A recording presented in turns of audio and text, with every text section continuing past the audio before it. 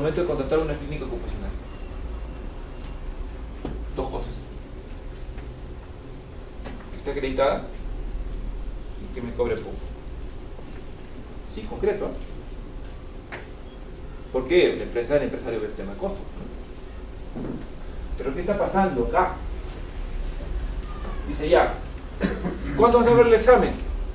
Tanto, señor. Listo. Va a la otra clínica. ¿Cuándo va el examen? Tanto, señor. No, está muy caro. Pero le dice, no, pero te hago tu perfil, ¿eh? Para eso necesitas esto.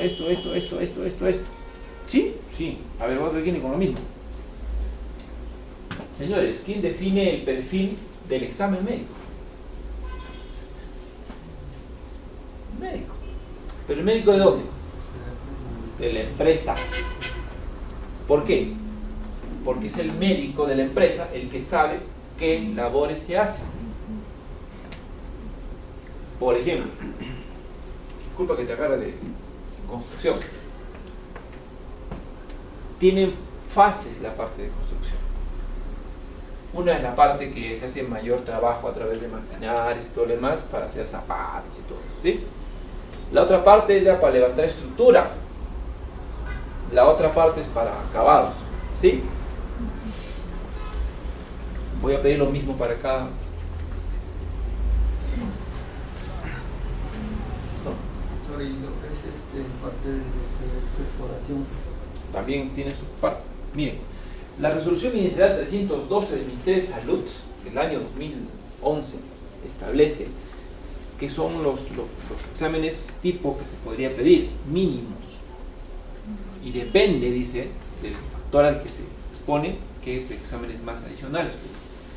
Por ejemplo, yo le pido, y eso que pasa, yo se les digo, o sea, porque también veo que los tienen profesionales. Por ejemplo, yo le pido a un trabajador, un operador de maquinaria, el mismo perfil de un obrero. Les pido lo mismo. Y lo están haciendo. Porque el costo es igual. Pero me olvido que al operador, por lo menos, debo tomar un psicosensométrico. Y he visto clínicas que no tienen psicosensométrico, pero que facturan por psicosensométrico. Bueno, pero tienen esa empresa por una sencilla razón. Con el bajo. He visto clínicas que acreditan clínicas porque le dijeron al médico, oye, ¿sabes qué? Papeles, pero el que atienda no es ocupacional. Y por eso sus costos son bajísimos. ¿Qué pasó acá? Les cuento. Resulta que había una evaluación médica de un trabajador que tenía que pasar, que trabajaba en laboratorio químico, ¿ya?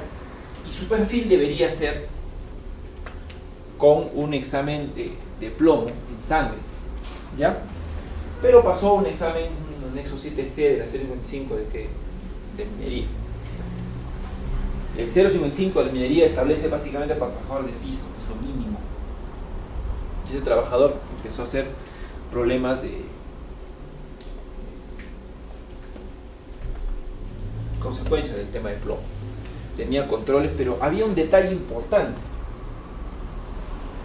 Que en esa empresa el tema de medio ambiente no había manejado bien su monitoreo ambiental. Miren, el de ambiente dice, exposición al ambiente, ¿no? Estamos bien. Pero en tu área de trabajo, donde trabajas con plomo, los extractores no funcionaban bien. El médico ocupacional, ¿de qué se encarga? De evaluar qué cosa, tu labor en tu ambiente de trabajo. Y el médico ocupacional dice, ya, tomo muestra de sangre a ti, pero evalúa en qué ambiente estás. Y por lo menos debo saber cuánto de plomo hay en mi área de trabajo. Aun cuando no esté exponiendo nada hacia afuera, pero también te trabajo cómo estás. Metalurgia, cuando trabajan con oro, cuando hacen el proceso del oro. Hoy en día trabajan bastante con el tema de cianuro y todo lo demás, ¿no es cierto? A través de los PAD, ¿sí? Pero, ¿qué pasaba? Pasaba que en el ambiente no estaban realizando un control adecuado. Usaban protectores, pero ¿qué pasaba con el trabajador? Que sube esta vaina. Trabajaba. ocurre. Entonces, el trabajador tenía 68 miligramos por decilitro de plomo en sangre, sabiendo que 14 es el máximo tolerable, y empezaba a tener trastornos neurológicos. Y adivinen qué, su examen ocupacional nunca decía plomo. Y ese es el detalle. Y ahí van el tema, ¿no? No tenía médico ocupacional, apenas estaba una enfermera, con el respeto que se merecen todas las enfermeras. Ese se evalúa también según el aspecto de qué empresa estás trabajando, porque hay empresas mineras como Volcan que son muy estrictas y te exigen bastante lo que es salud ocupacional, y que esté mensualmente para que ingreses tienes que pasar un chequeo médico. Sí, yo les hablo de situaciones que han ocurrido para que vean. Existen empresas, como dices, Volcan, Anglo American Perú, Minera IRL, que tienen estándares estrictos, son para sacarse el sombrero y se trabaja bien. Pero les comento, mi hospital se construyó y se está terminando de construir, ¿ya? Ellos pasan una evaluación médica ocupacional para construcción civil, pero están acabados y hay unos temas puntuales. Cortan estas cositas, ¿cómo se llama esto? Mayólica, porcelanato. Y para el corte del porcelanato, tú utilizas la moladora, ¿sí? La moladora y unos cortadores especiales que se generan un ruido tremendo. Y es más, si haces una evaluación, a ver, les comento, ¿ya? Haces una evaluación, entonces resulta que de esos trabajadores acusaban de hipoacusia en el hospital, entonces se vivían por aquí, pero usaban sus protectores. Raro, ¿no? Entonces, ¿cuántos decibeles producía este trabajo? Cerca de 90, 95 decibeles creo que era. Pero habían, y al hacer la biometría tenían caídas en una frecuencia específica, que era la 4000. ¿Ya? Entonces, ¿qué utilizaban? Tapones de oído. Y utilizaban el tapón de oído que era en espuma, es una espumita. Entonces recuerden una cosa, ¿no? El tapón de oído utilizado correctamente, ¿qué pasa? Te protege. Pero cuando no. Entonces resulta que el tapón de oído, el de espumita, lo que tienes que hacer es, ¿no? Así como cuando arrugas, lo haces con un hilito, lo colocas y eso y te tapa. Pero ¿cómo lo usaban los trabajadores? Usaba así, estiraba bonito su oído, lo colocaba como sea, ¿cierto? Y eso genera un problema, pues. ¿Cuántos hipocusas por mala técnica? Un montón. Y eso ocurría. Y lo otro, que en su perfil de esos trabajadores no había audiometría. ¿Cómo demuestra la empresa que ese trabajador ingresó bien, expuesto a ese tipo de factores de riesgo? Que tenía evaluación médica, tenía oftalmo, tenía ergonómico, hemoglobina, hematocrito, orina, psicología,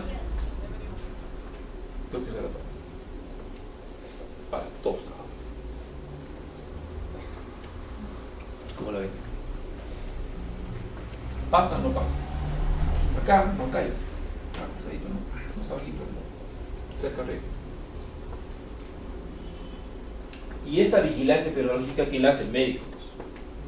Porque el médico te dice, señor, yo tengo tales factores de riesgo. Tengo tantos riesgos y necesito mi evaluación médica de esta forma. Si tengo mi problema de hipoacusia o tengo mucho ruido, ¿qué tengo que tener por lo menos? Primero mi mapa de ruido. Mínimo. Porque tengo que definir cuáles son mis zonas de mayor ruido ambiental. Después, ¿qué tengo que tener? Mi mapeo persona a persona que se expone a ese ruido. ¿Cuánto de dosis equivalente de ese ruido me está afectando? Me está llegando. Y para eso se hace evaluaciones con ¿qué? Con un dosímetro de ruido. ¿Qué más tengo que tener? Mis evaluaciones médico-profesionales, ¿no? Mis audiometrías. ¿Sí? Y en base a eso, yo genero solo un tema. técnicamente, desde mi punto de vista, digo, este trabajador necesita una protección de tantos decibeles. Con esa información que hace mi ingeniero, determina cuál es mi mejor protección. ¿En base a qué? Si puede ser tapón, hay diferentes tipos de tapones de oído, si es orejera o utilizo doble protección. Mi labor como médico termina en decirle qué necesidad de protección necesito, o sea, cuánto me debo proteger. Y el ingeniero ve el tema ya técnico, que el tapón, que la orejera, eso es un campo de ellos. ¿Entienden?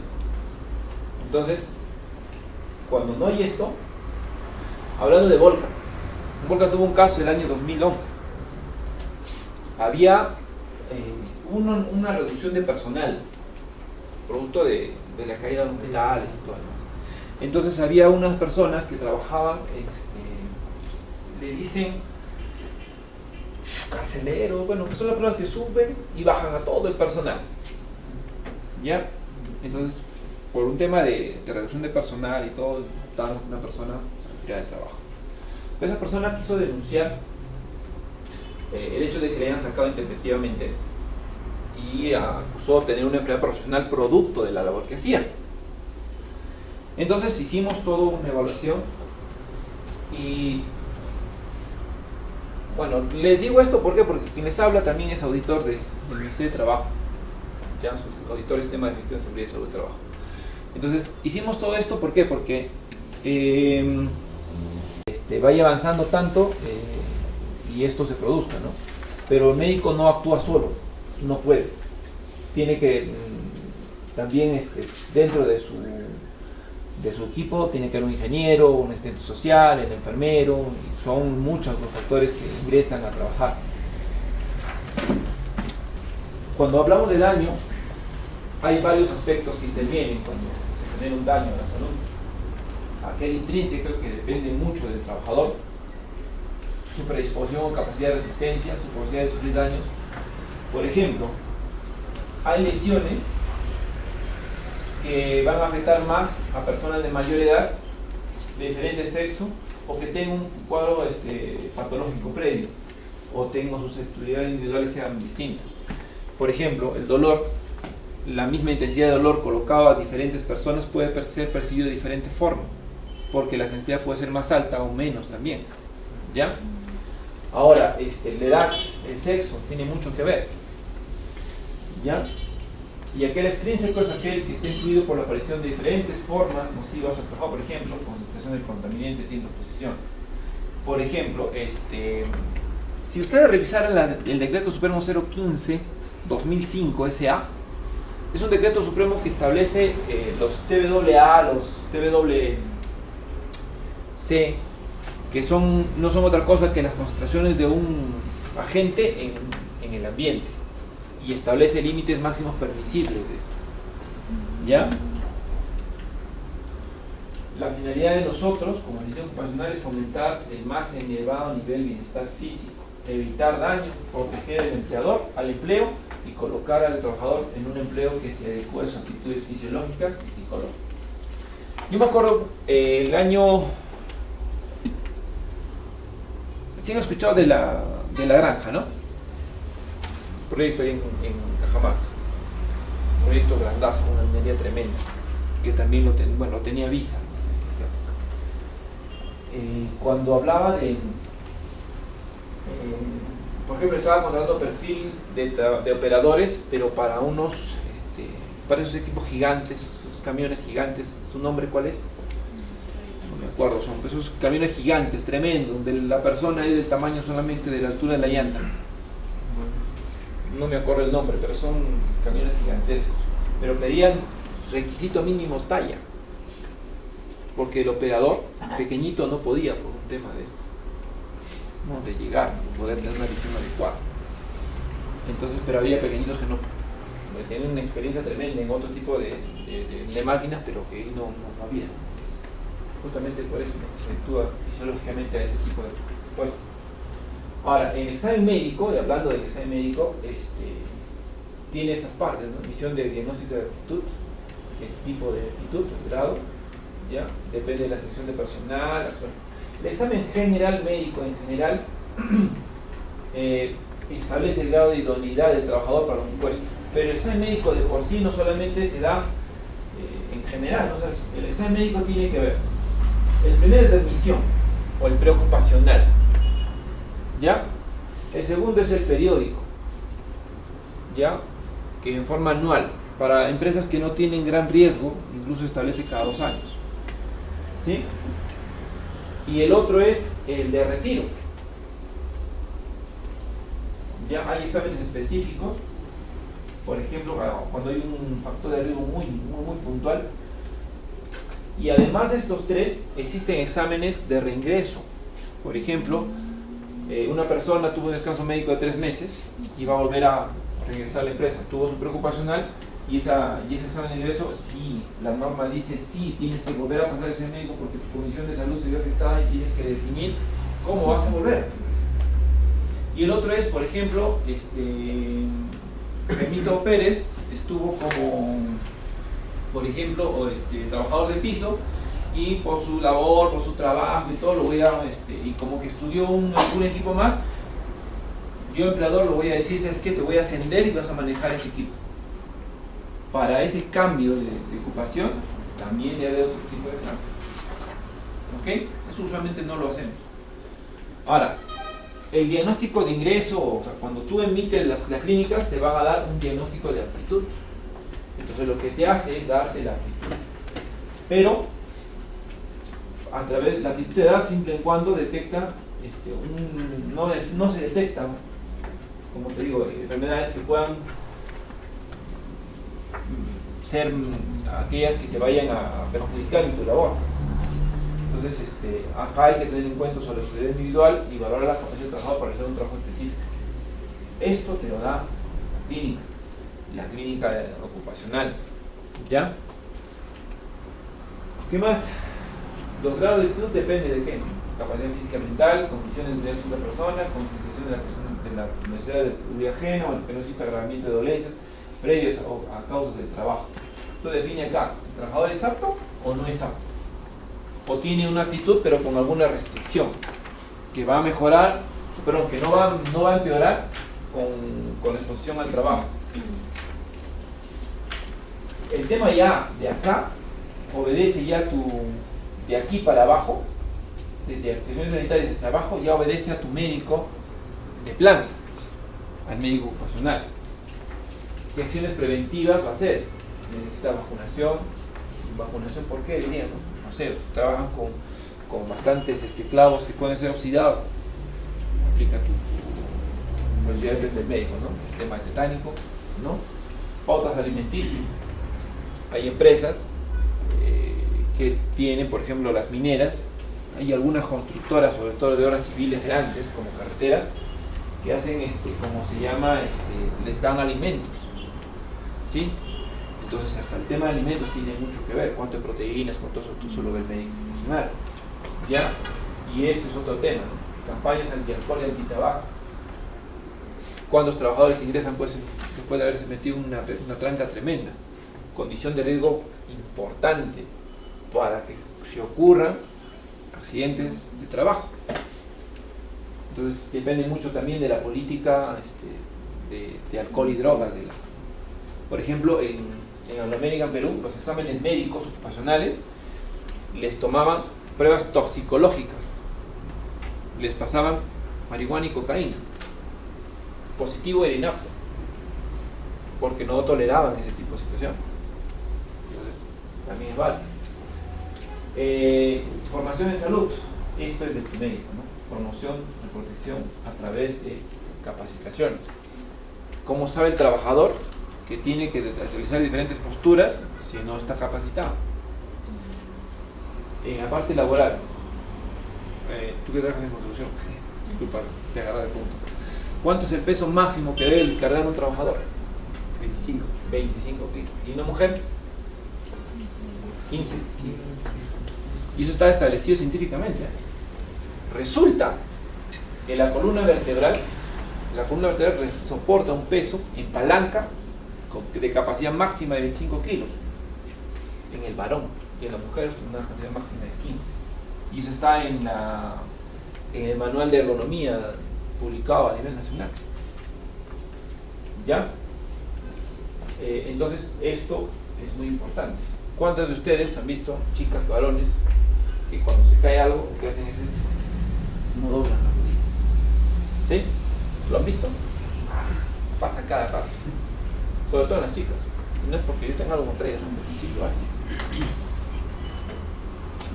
Esto, acciones preventivas, primeros auxilios. ¿Qué hacer en caso de? Y esto sí es un elemento que fiscaliza una firma. Aplicación del sistema de lista epidemiológico y clínico, considerado como herramienta fundamental para tener nosotros un sistema de gestión de seguridad. Pero esto no va solo, ¿no? Solamente va depende de qué, de la política, el estándar que tengas, los procedimientos que vayas a implementar, los planes o programas y sobre todo esto, ¿no? El análisis de trabajo seguro. Este AST va sobre todo en cuando hay labores un poco o que tengan mayor riesgo que el resto de labores. Por ejemplo, cuando hay un trabajo en altura estructural mayor de 1.8 metros, ¿ya? Entonces lo que pasa es que necesariamente tienes que hacer esto, un AST, un análisis de trabajo seguro. ¿Por qué? Una tesis. ¿Por qué? Porque necesitas no solo la presencia del trabajador para hacer la labor, sino de un inspector o un supervisor, ¿ya? Además, depende de las inspecciones o observaciones planeadas, opinadas, auditorías, etc., ¿no? Después de hacer un hiper, nos va a quedar esto, un peligro residual, que es el riesgo que va a quedar después de aplicar los controles que vayas a adoptar ante un riesgo elevado que hayas determinado de algún tipo. De manera que todos los riesgos que están generando, están mencionados acá. En general, la identificación de peligros, tú analizas la probabilidad y la consecuencia, evalúas los riesgos y aplicas a través de ello las medidas de control. Aplicado a estas medidas de control, tú tienes una reducción o eliminación del riesgo y por lo tanto lo que te queda es un riesgo residual.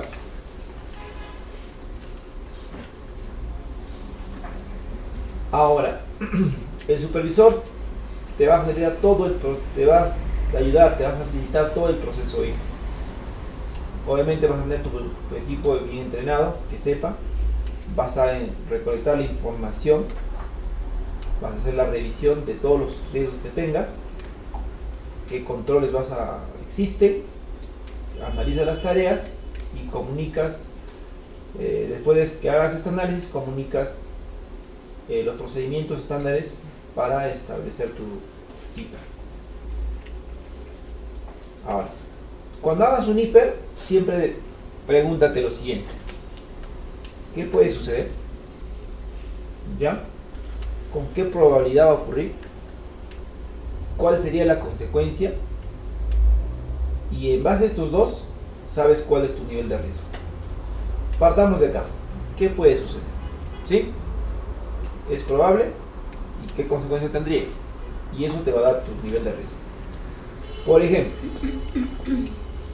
tienes un trabajo, ¿ya? Esta es una poza con un tipo de metal, me parece que es aluminio, y estos trabajadores están laborando acá. Revisen la imagen. Vamos a empezarles a decir qué cosa es esto.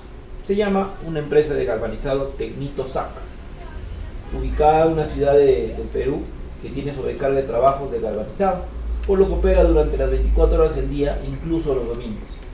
Y como es de notar, tiene una tina de galvanizado de 6.5 metros de largo por 1.5 metros de ancho y 1.8 metros de profundidad. ¿Ya? O sea, es alta la tina. ¿Ya? Trabajan 2 obreros durante 12 horas por turnos con 1 hora de refrigerio. La tina no tiene barandas de protección contra caída y contiene zinc fundido a más de 450 grados centígrados, y los trabajadores laboran con mínimos equipos de protección personal en un ambiente caluroso con presencia de bastante humo. No tiene procedimiento de trabajo, adolecen de capacitación y usan un polipasto sin mantenimiento para manipular elementos metálicos durante el proceso de galvanizado. Según los informes recogidos, se sabe que en esta empresa ocurrió un accidente mortal durante el presente año por caída de un trabajador a la tina de zinc fundido y el empleador no ha tomado medidas correctivas para evitar la recurrencia de accidentes similares. ¿Sí? Ese es el caso puntual. Aquí está. Este de acá de arriba es el gancho del polipasto, descargando un paquete, ¿ya? Tijerales y abrasivos calientes. Peligro. Y riesgo de la caída, ¿saben? Peligro. Nivel de probabilidad. ¿Qué probabilidad existe para que esto ocurra? ¿Es baja, media, alta? Está de rojo alto, ¿sí? Cuadro de exposición. Esto ocurrirá esporádicamente, o sea, trabajan esporádicamente en esto. Dice que ¿qué dice la parte preliminar? Que trabajan de lunes a domingo 12 horas con 1 hora de refrigerio. Entonces su exposición es permanente.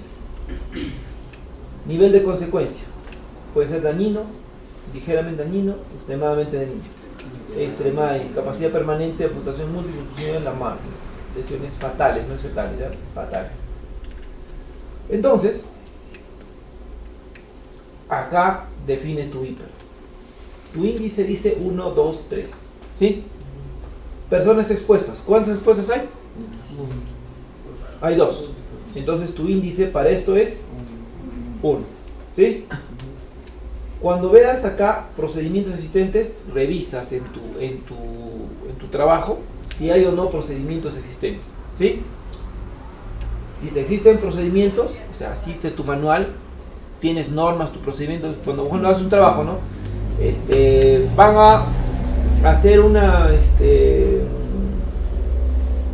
un corte de estas, de mayólicas.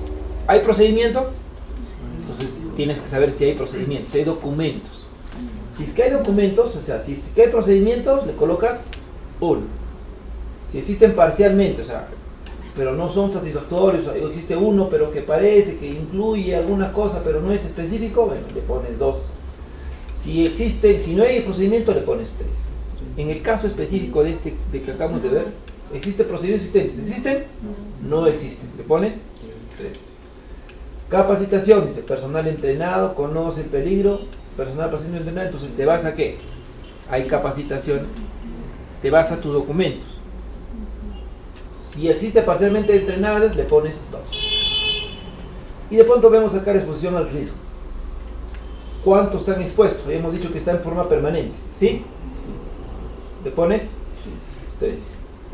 Entonces la severidad que vaya a ocurrir es daño a la salud irreversible. Una caída y puede ponerte a la muerte, ¿sí? Entonces le pones acá 3. Todo esto te va a generar, a su vez, en base a esto de acá, a estos puntajes de 4, si el índice, si te sale 4 es trivial, si de 5 a 8 es tolerable, de 9 a 16 es mediano, de 17 a 24 es importante y mayor de 25 hasta 36, que es el máximo, te sale intolerable, se tiene que corregir. De esta forma se hace un IPE. Entonces, de manera que acá tú vas multiplicando acá la respuesta 1 por procedimientos existentes, no hay, se tendría que ir por 3 y así. Ejemplo, esta es una ventanilla del Banco de la Nación, ¿ya? Me parece que es el chip esto. ¿Ya? Entonces, acá, si planteamos el hiper aquí, personas expuestas, acá hay una más, serían 3. Procedimientos existentes, habrá el procedimiento de la atención, ¿cómo debería ser? Vemos, ¿no? Puede ser que sí exista, puede ser que no exista. Capacitación, personal es capacitado, pues realmente sí, por eso están en este puesto.